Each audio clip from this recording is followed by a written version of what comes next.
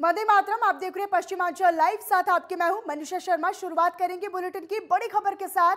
UP में कल चौथे दौर का मतदान होना है। राज्य में 9 जिलों में वोटिंग कल होनी है। कुल 59 विधानसभा सीटों पर कल मतदान होना है, वोट डाले जाएंगे। राज्य के 9 जिलों में वोटिंग होनी है और कुल 59 विधानसभा सीटों पर यह मतदान होगा। चौथे चरण में राजधानी लखनऊ का रण भी शामिल है और बेहद ही महत्वपूर्ण ये सीट, ये रण जो है लखनऊ का, बड़े बड़े दिग्गजों की किस्मत और प्रतिष्ठा भी दांव पर लगी है। चौथे चरण में कुल 624 उम्मीदवार चुनावी मैदान में हैं। 59 में से 51 सीटें बीजेपी के पास हैं। बताते चले कि यूपी में चौथे चरण में पीलीभीत, लखीमपुर खीरी, सीतापुर, हरदोई, लखनऊ, उन्नाव, रायबरेली, फतेहपुर और बांदा जिले की कुल मिलाकर 59 सीटों पर चुनाव होंगे। इनमें से 16 सीटें अनुसूचित जाति के लिए आरक्षित हैं। चौथे चरण में समाजवादी पार्टी 58 सीटों पर चुनावी मैदान में उतरी हुई है, जबकि 2 सीटों पर ओम प्रकाश राजभर की पार्टी चुनावी मैदान में है। और बसपा और कांग्रेस की अगर बात करें तो बसपा और कांग्रेस 59 सीटों पर चुनावी मैदान में खड़ी है, जबकि बीजेपी यहां से 57 और उसकी सहयोगी दल अपना दल 3 सीटों पर चुनावी मैदान में है। तो यूपी में चौथे राउंड की चुनावी लड़ाई की सबसे बड़ी रणभूमि जो है वो राजधानी लखनऊ है। तो 9 जिले वो कौन कौन से हैं वो आपको बता रहे हैं एक एक। हरदोई, लखनऊ, उन्नाव, पीलीभीत, लखीमपुर खीरी, सीतापुर।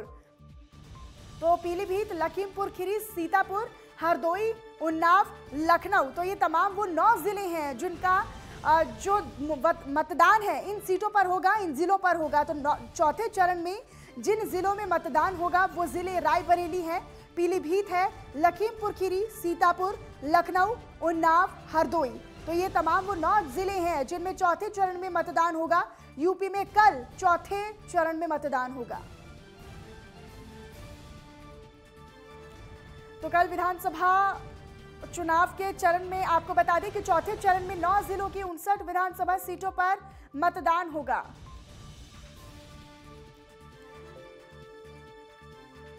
तो चौथे चरण की 59 विधानसभा सीटों पर चुनाव होना है। अब वो सीटें कौन कौन सी है वो आपको बता दें। पीलीभीत, बरखेड़ा, पूरनपुर सुरक्षित सीट है। बिसलपुर, पलिया, निघासन, गोला,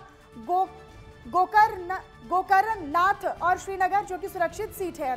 धौरहरा, लखीमपुर, कस्ता सुरक्षित सीट है। मोहम्मदी, मोहाली और साथ ही साथ यहाँ पर सीतापुर, हरगांव सीट भी है जिस पर चुनाव होना है। लहरपुर, बिस्वा, सेवता, महमूदाबाद, सिधौली सुरक्षित सीट है। मिश्रित भी सुरक्षित सीट है जहां पर चुनाव होना है, जहां पर मतदान कल होगा।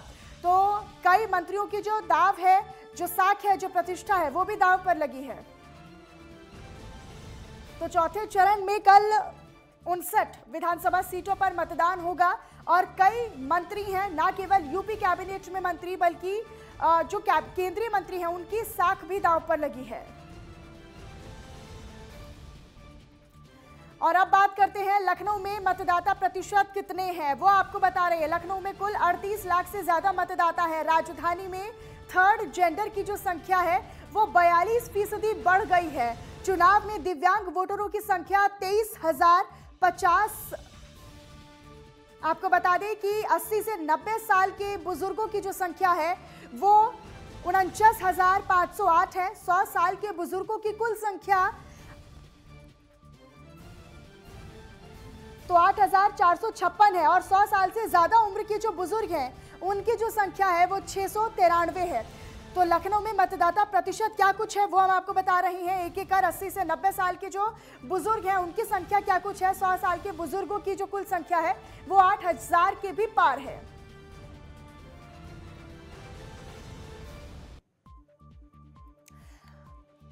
तो आपको बता दें कि अब किस विधानसभा में कितने मतदाता हैं वो भी आपको बता रहे हैं। और यहां पर बता दें मलिहाबाद विधानसभा में 3,56,657 और बीकेटी विधानसभा में 4,51,726 हैं। सरोजनी नगर विधानसभा में 5,57,376 जो मतदाता हैं वो मौजूद है। लखनऊ पश्चिमी की अगर हम बात करें तो यहाँ पर 4,33,668 मतदाता हैं जो कि अपने मताधिकार का इस्तेमाल कल करेंगे। और लखनऊ उत्तरी विधानसभा की अगर बात करें तो यहाँ पर 4,57,336 है। लखनऊ पूर्वी में यहाँ पर 4,51,408 है। लखनऊ मध्य यानी सेंट्रल की अगर बात करें तो लखनऊ सेंट्रल विधानसभा में 3,68,411 मतदाता हैं जो कि अपने मताधिकार का इस्तेमाल करने जा रही हैं। इसके अलावा लखनऊ कैंट जो कि बेहद ही महत्वपूर्ण सीट है, यहाँ पर अगर हम मतदाताओं की संख्या की बात करें तो 3,65,244 है और यहाँ पर मोहनलालगंज विधानसभा में 3,62,291 मतदाताओं की संख्या है। तो किस विधानसभा में कितने मतदाता हैं वो हमने आपको एक एक कर बता दिया है।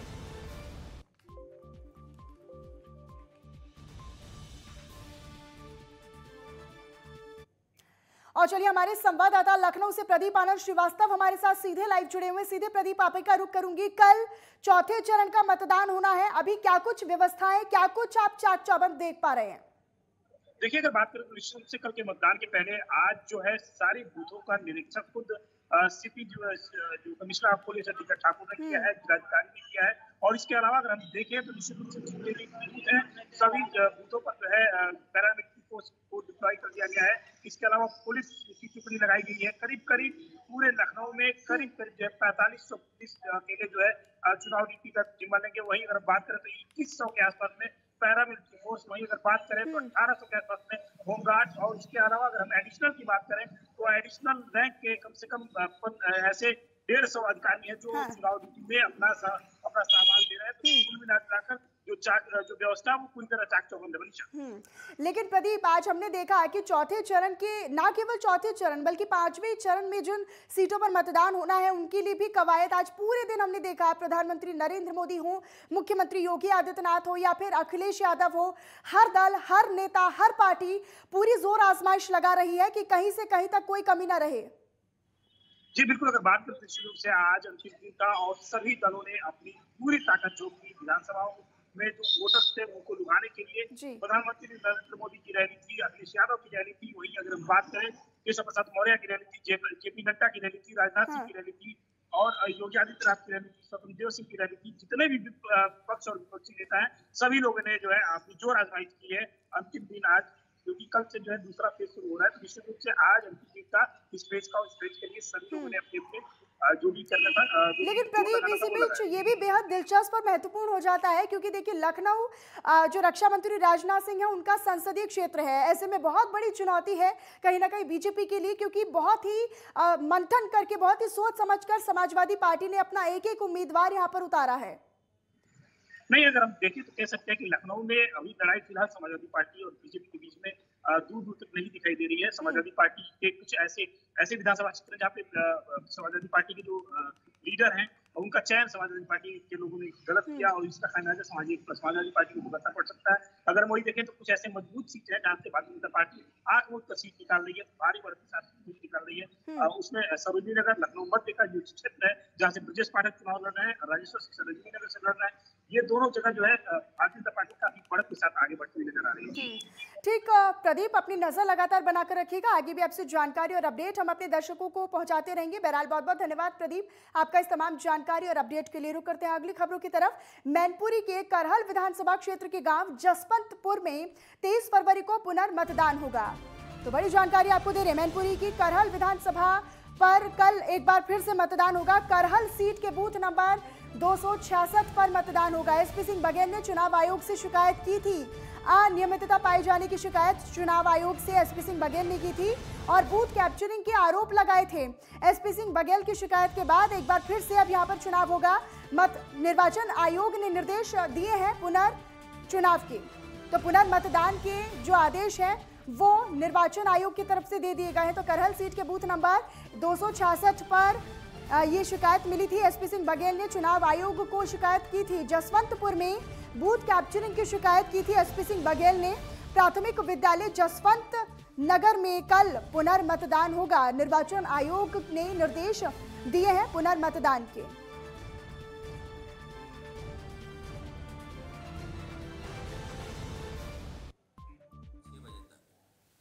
बूथ संख्या देखिए, भारत निर्वाचन आयोग के आदेश के क्रम में 110 करहल विधानसभा निर्वाचन क्षेत्र के मध्य स्थल संख्या 266 प्राथमिक विद्यालय जसवंत नगर पर पुनर्मतदान कराए जाने का निर्णय लिया गया है और तत्क्रम में कल दिनांक 23 फरवरी 2022 को प्रातः 7 बजे से सायं 6 बजे तक बूथ संख्या 266 प्राथमिक विद्यालय जसवंतपुर 110 करहल विधानसभा का पुनर्मतदान कराया जाएगा।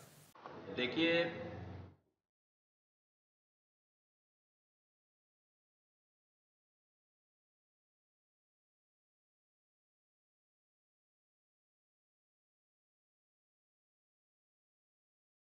तो एसपी सिंह बघेल ने शिकायत की थी, जिसके बाद निर्वाचन आयोग की तरफ से आदेश दिए गए कि एक बार फिर से मतदान होगा, पुनर्मतदान कल होगा जसवंत नगर में। निर्वाचन आयोग ने निर्देश दिए हैं, पुनर्मतदान के निर्देश दिए हैं।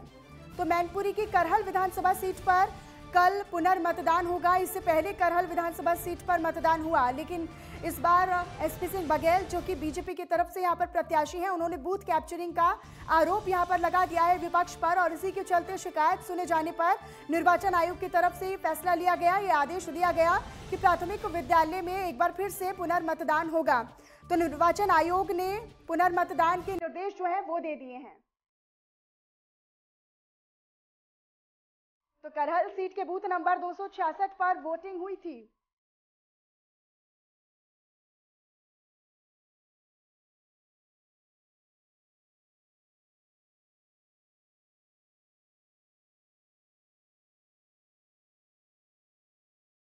आयोग ने निर्देश दिया है पुनर्मतदान का। मैनपुरी की करहल विधानसभा सीट पर पुनर्मतदान होगा। करहल सीट के बूथ नंबर 266 पर एक बार फिर से वोटिंग होगी। तो करहल विधानसभा सीट के बूथ नंबर 266 पर पुनर्मतदान होगा, वोटिंग फिर से होगी। और क्या कुछ समय रहेगा, वही सुबह 7 बजे से वोटिंग होगी। प्राथमिक विद्यालय जसवंत नगर में कल पुनर्मतदान होगा। निर्वाचन आयोग ने पुनर्मतदान के निर्देश जारी किए हैं। तो मैनपुरी की करहल विधानसभा सीट पर पुनर्मतदान होगा। और एसपी सिंह बघेल ने जो आरोप थे वो लगाए थे, बूथ कैप्चरिंग का उन्होंने आरोप लगाया था, और उनकी शिकायत पर फिर से निर्वाचन आयोग ने चुनाव कराने के आदेश दिए हैं। जसवंत नगर में बूथ कैप्चरिंग की शिकायत एसपी सिंह बघेल की तरफ से की गई थी, और उसके बाद प्राथमिक विद्यालय जसवंत नगर में फिर से मतदान का आदेश निर्वाचन आयोग की तरफ से जारी किया गया है, निर्देश जारी किया गया है। तो मैनपुरी के करहल विधानसभा क्षेत्र के गांव जसवंत नगर में 23 फरवरी को पुनर्मतदान होगा, और प्रेक्षक की रिपोर्ट पर निर्वाचन आयोग ने पुनर्मतदान के आदेश दिए हैं। वहीं कड़ी सुरक्षा के बीच बुधवार को सुबह 7 बजे से मतदान कराया जाएगा। प्राथमिक विद्यालय जसवंत नगर पर मतदान के दौरान बूथ कैप्चरिंग की शिकायत बीजेपी प्रत्याशी प्रोफेसर एसपी सिंह बघेल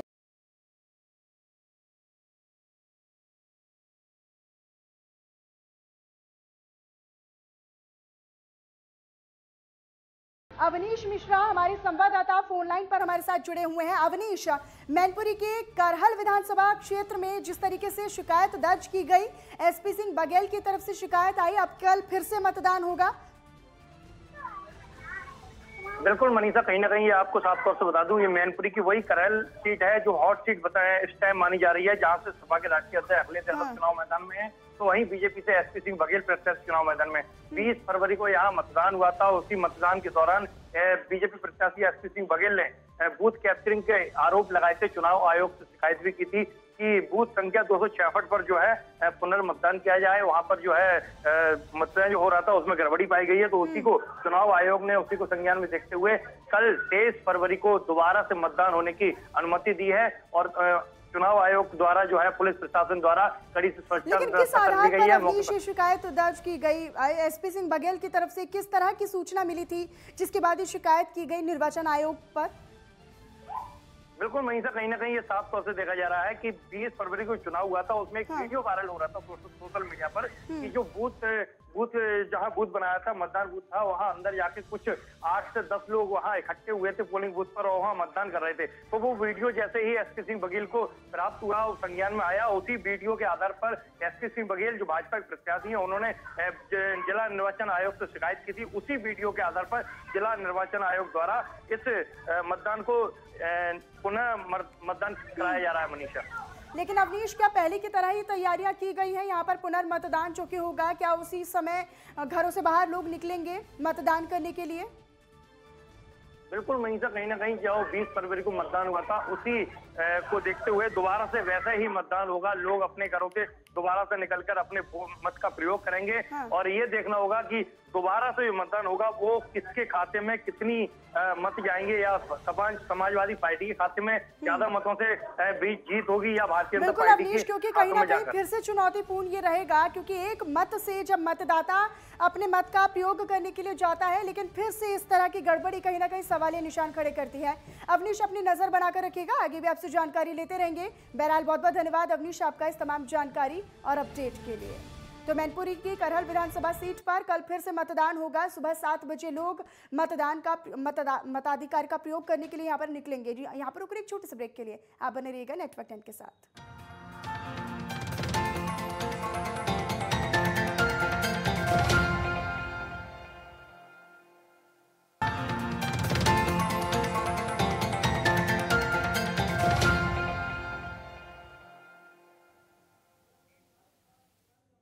और चलिए ब्रेक के बाद रुक करते हैं बुलेटिन में आगे की खबरों की तरफ। ग्रेटर नोएडा जेवर एयरपोर्ट और फिल्म सिटी के बीच चलने वाली पॉट टैक्सी के रूट में अब बदलाव होगा। साथ ही साथ स्टेशनों की संख्या भी कम होगी।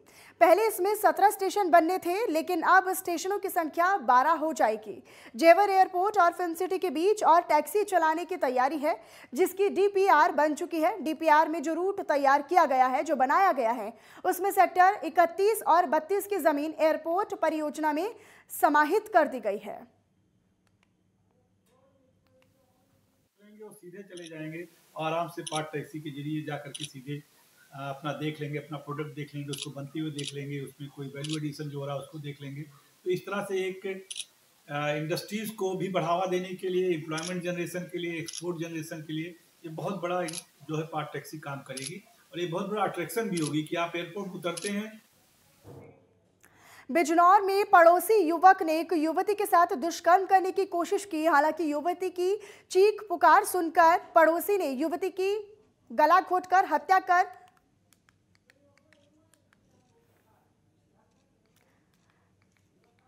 कर फरार हो गया। और वहीं पुलिस ने तुरंत मोबाइल सर्विलांस के जरिए आरोपी युवक को गिरफ्तार कर लिया है और साथ ही साथ संगीन धाराओं में केस दर्ज कर जेल भेजने की कवायद में जुटी हुई है।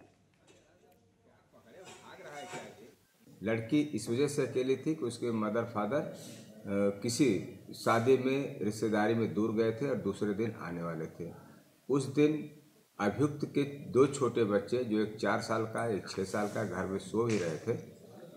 यद्यपि घटनास्थल निरीक्षण के दौरान बच्चों ने कुछ संकेत भी किया था कि अभियुक्त मेरे पापा जैसा ही है, तो वहाँ से कुछ लीड मिला। फिर इसको पकड़ा गया, इसने जुर्म को स्वीकार किया। अभियुक्त को गिरफ्तार करके जेल भेजा जा रहा है। बदायूं से खबर आपको बताएं, जहां के उझानी कोतवाली क्षेत्र में बाइक सवार पति पत्नी की दर्दनाक मौत हो गई। वहीं बाइक सवार युवक अपनी पत्नी का बैंक में खाता खुलवाने के लिए उसे ले जा रहा था कि तभी अचानक अज्ञात तेज वाहन ने बाइक सवार को रौंद दिया। वहीं जानकारी मिलने पर पहुंची पुलिस ने बाइक सवार पति पत्नी को CSC लेकर गई, जहां पर डॉक्टरों ने पति पत्नी को मृत घोषित कर दिया।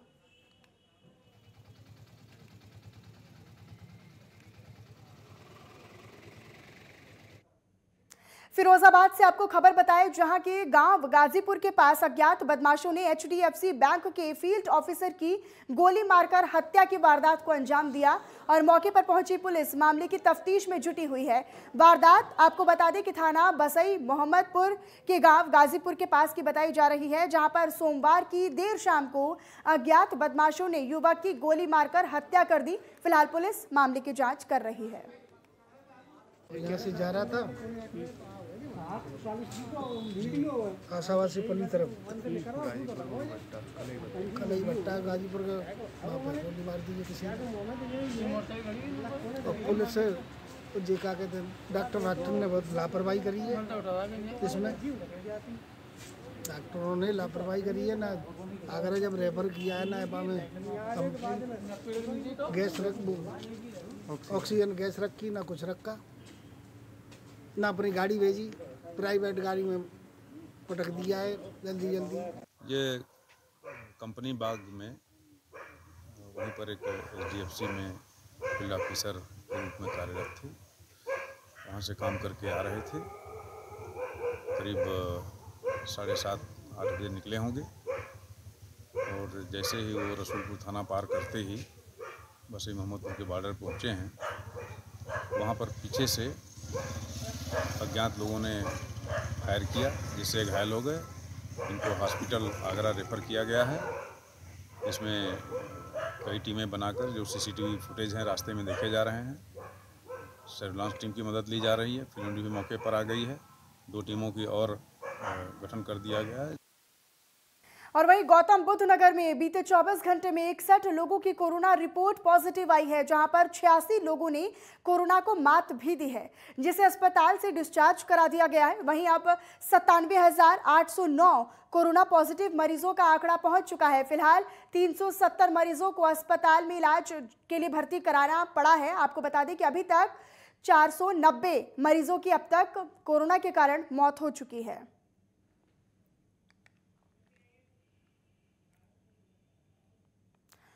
सहारनपुर से आपको खबर बताएं, जहां पर थाना सरसावा और क्राइम ब्रांच की संयुक्त टीम ने एयरफोर्स स्टेशन पर कार्यरत अमराव सिंह राठौर की पत्नी की हत्या करने वाले 2 अभियुक्तों को गिरफ्तार कर लिया है।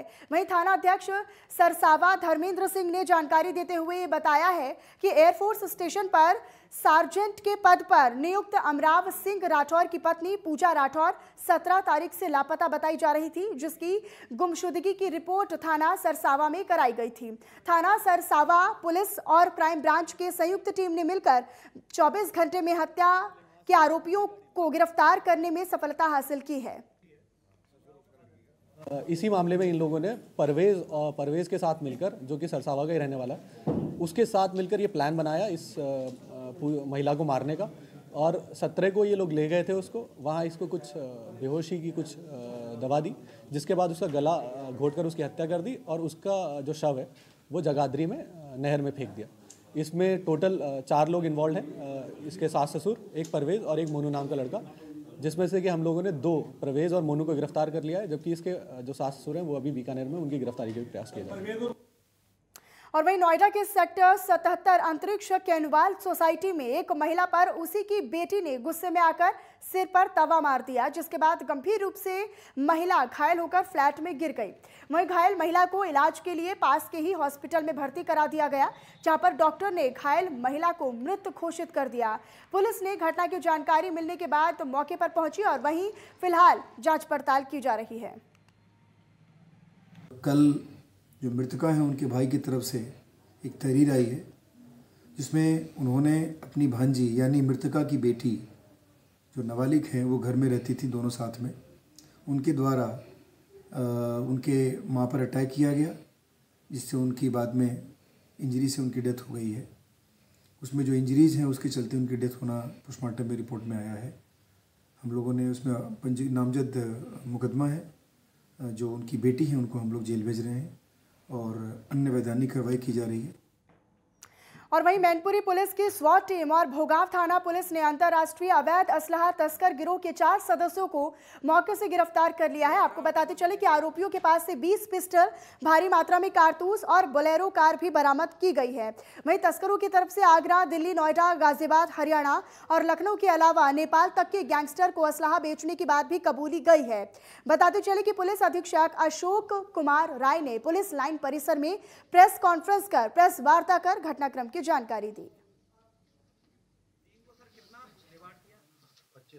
पूरी टीम जो है इसमें रात में चेकिंग कर रही थी।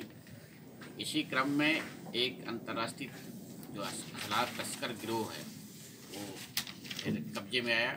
एक बोलेरो गाड़ी प्राप्त हुई, उसकी सर्च के बाद फिर 4 अभियुक्त, राज बहादुर जो कि आगरा के रहने वाला और 3 जितेंद्र, दिनेश और राजकुमार, ये मध्य प्रदेश भिंड के रहने वाले हैं। सब ये ऐसा तस्कर गिरोह है जिसको दिल्ली पुलिस के ने कुछ समय पहले भी काफ़ी पिस्टल के साथ गिरफ्तार किया गया था।